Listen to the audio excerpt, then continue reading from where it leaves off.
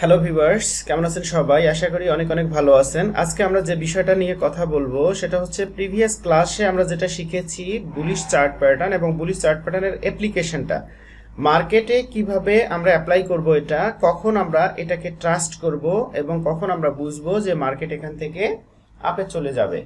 So bullish chart pattern that means যে chart প্যাটার্নটা মার্কেটের ডাইরেকশনটাকে চেঞ্জ করে ফেলবে।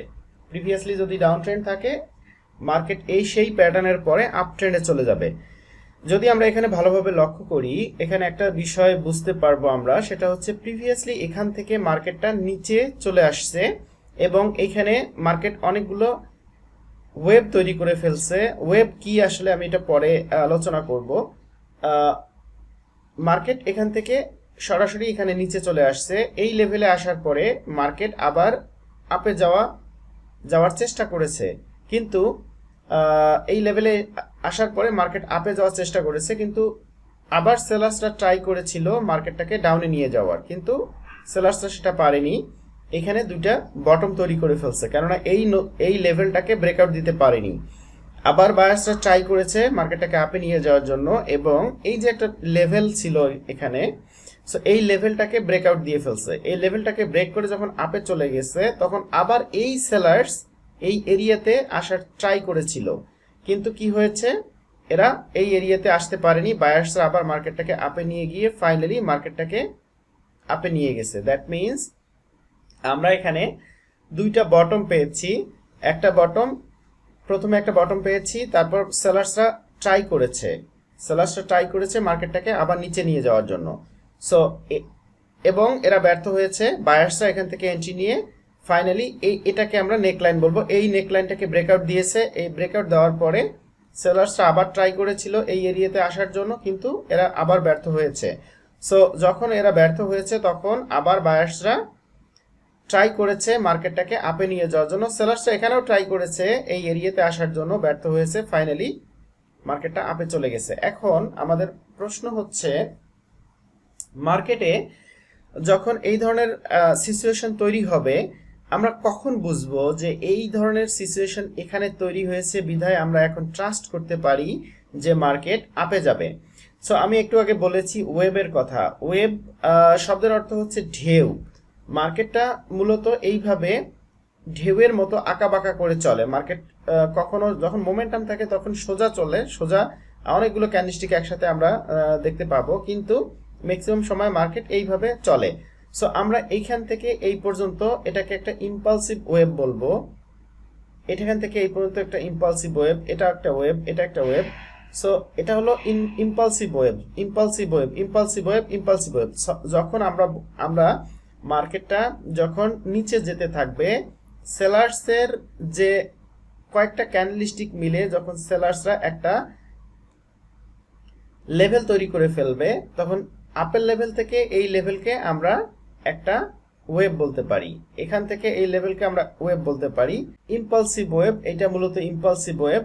আবার এখান থেকে এটা একটা মাত্র ক্যান্ডেলস্টিক তৈরি করেছে, একটা রেঞ্জের মতো তৈরি করেছে, লাস্টে আমরা এটাকে একটা ওয়েব বলতে পারি। সো ফাইনালি যখন মার্কেট এখানে আসবে কয়েকটা ওয়েব তৈরি করার পরে, আমরা এই এরিয়াটা জাস্ট চেক করে নিব, এই এরিয়াটা কি ধরনের এরিয়া। প্রিভিয়াসলি এখান থেকে যদি সাপোর্ট পাই আমরা, দ্যাট মিনস এখান থেকে যদি বায়ার্স এন্ট্রি পয়েন্ট এরিয়া পাই, তাহলে এই এরিয়াতে কয়েকটা ওয়েব তৈরি করার পরে মার্কেট যখন এই ধরনের এরিয়াতে আসবে, এবং এই ধরনের এরিয়াতে এসে যখন এই ধরনের প্যাটার্ন তৈরি করবে, চার্ট প্যাটার্ন তৈরি করবে, সেই প্যাটার্নগুলোকে আমরা ট্রাস্ট করতে পারি যে এই ধরনের প্যাটার্নের পরে মার্কেটটা তার ডাইরেকশন টোটালি চেঞ্জ করে ফেলবে।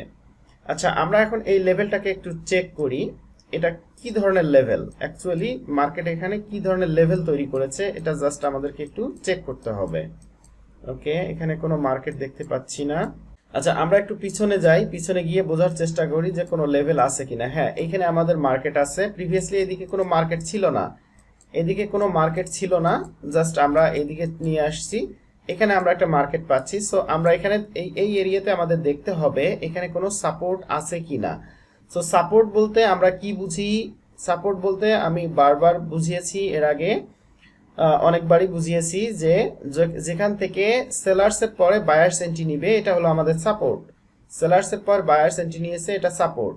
সো দেখেন এখানে একটা ফার্স্ট টাইম এখান থেকে ব্রেকআউট দেওয়ার পর বায়ার্স এন্ট্রি নিয়েছে, এখানে সেলার্সের পরে বায়ার্স এন্ট্রি নিয়েছে, এখানে সেলার্সের পর বায়ার্স এন্ট্রি নিয়েছে। সো এটাকে আমরা একটা স্ট্রং সাপোর্ট বলতে পারি। কেন স্ট্রং সাপোর্ট বলবো? কেননা এখান থেকে বারবার বায়ার্স এন্ট্রি নিয়েছে, এটা একটা বায়ার্সের এরিয়া। সো আমরা এজন্য এই এরিয়াটাকে ট্রাস্ট করতে পারি।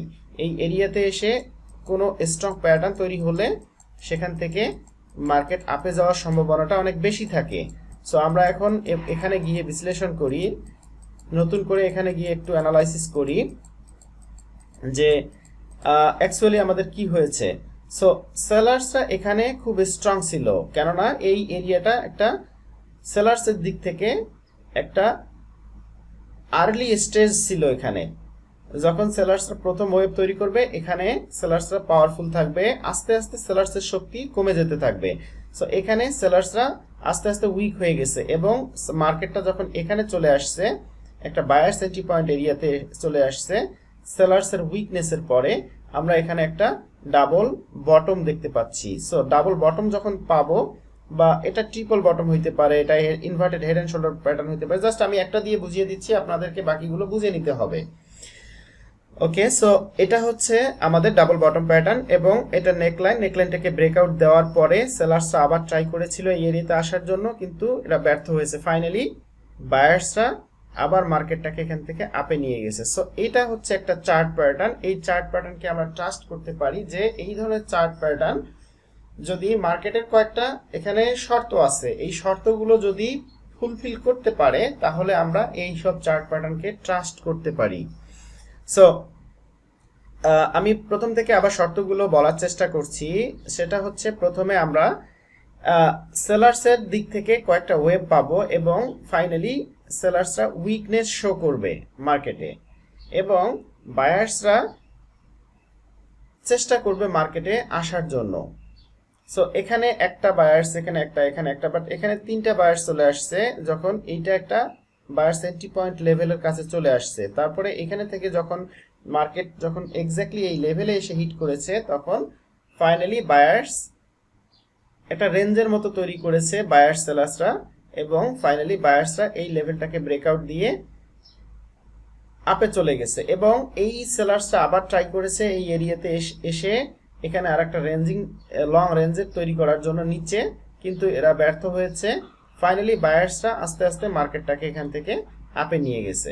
সো আমরা কখন বুঝবো যে এই ধরনের প্যাটার্ন তৈরি হয়েছে? এখন আমরা মার্কেটে বিশ্বাস করতে পারি যে মার্কেট আপে যাবে যখন আমরা দেখব একটা সাপোর্টে এসে এই ধরনের প্যাটার্নগুলো তৈরি হয়, তখন আমরা বুঝবো যে মার্কেট এখান থেকে আপে যাওয়ার সম্ভাবনাটা অনেক বেশি। সো আমাদের এখানে কোনো স্ট্র্যাটেজি 100% নয়, জাস্ট যে স্ট্র্যাটেজিগুলো ম্যাক্সিমাম কাজ করে আমরা সেই স্ট্র্যাটেজিগুলো নিয়েই কাজ করি সাধারণত এখানে। সো এই ধরনের স্ট্র্যাটেজিগুলা অনেক ভালো কাজ করে এবং মার্কেটে এটা একটা ডাইরেকশন চেঞ্জ করে ফেলে। প্রিভিয়াসলি ডাউন ট্রেন্ড ছিল, এই প্যাটার্নের পরে মার্কেট আপে চলে গেছে। সো এটাকে আমরা এই জন্য বুলিশ প্যাটার্ন বলবো এবং এই প্যাটার্নগুলোকে আমরা ট্রাস্ট করব যদি আদার্স শর্তগুলো, মার্কেটের আদার্স শর্তগুলো ফুলফিল করে ফেলে। সো আশা করি আপনারা বুঝতে পেরেছেন যে কোন এরিয়াতে এসে চার্ট প্যাটার্ন তৈরি হলে আমরা সে চার্ট প্যাটার্নকে বিলিভ করতে পারি এবং কোন কোন কন্ডিশনগুলো মার্কেট ফুলফিল করবে।